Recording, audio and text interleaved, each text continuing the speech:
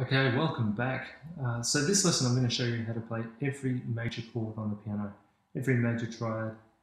This is a topic that I know that some teachers teach over a long period of time. You know, you sit down in the lesson and they go, okay, today we're going to teach you where a C major chord is. And then a month later you graduate to a G major chord, and then to a D major chord. And after a year you can play your majors. However, I've got a lot of confidence in you, and I think that you can get them under your belt in probably 2 minutes. So, provided your skeletons are perfect, which they should be from all that amazing metronome practice you've been doing, you're going to find this really easy.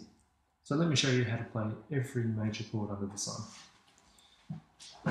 So here is a C skeleton.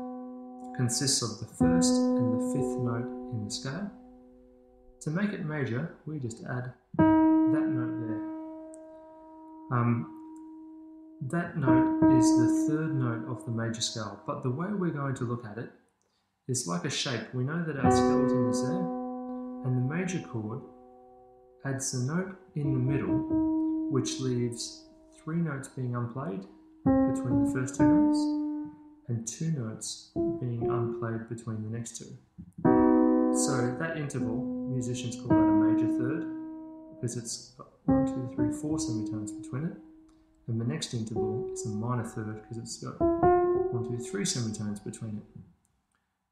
But if we think of it as the skeleton, and then you just add that note in the middle, which leaves 3 being unplayed on the left, 2 being unplayed on the right. So that's the basic idea between playing all your majors. So if I went to another key, so let's move to an F major chord. So here's an F skeleton, and I just add the note in the middle, which leaves 3 not being played on the left, 2 not being played on the right. Now if I do it for G, 3, leave a gap of 3, and there's your 2. Now so far, all the major chords, the middle note has just been a white note. Sometimes we're not so lucky. So let me show you an E major chord. So we know that our E skeleton is 2 white notes, because all skeletons are either all whites or all blacks, except for those exception chords, which are B and B flat. But for this one, E, 2 whites, there it is. And we add the note in the middle, which leaves 1, 2, 3 notes not being played, and then you'll have 2 notes not being played. So you notice for that one, it's not just 3 white notes, it's got that interesting shape about it. And all chords, you know, there's an infinite amount of different shapes within these chords, which is why it's so difficult to learn them in a rote sort of manner where you go, okay, here's an E chord, and go away and memorize what that is, then we'll do the next chord. So it makes it so much easier if we can just go the skeleton and then add the note in the middle, which is missing. So let me go through around the whole circle, and I'm going to play all those major chords. So here we go. C, and the note in the middle. Cool. In fact, I might just leave a bit of a gap between playing that skeleton and playing the note in the middle to see if you can pick exactly which one it is. So on to F. And the note in the middle would be that one. So now we go to a B flat chord if we're going around the skeleton, around the circle, sorry. So B flat is the exception. Remember, you've got a black note and a white note. There's your B flat skeleton. And the note in the middle to add would be 1, 2, 3 missing. There it is. And now that leaves 2 on the right. Okay, onto an E flat. E flat skeleton. And the note in the middle, notice that leaves 1, 2, 3 not being played on the left and 2 on the right. Okay, A flat. And the note in the middle, there it is to make it A flat major.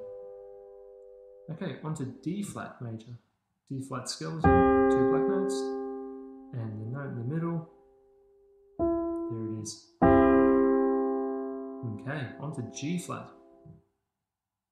There's a G flat skeleton, and the note in the middle is that to make it a G flat major chord. Okay, on to B. Now B is the exception, remember? A white and a black note. So there's your skeleton.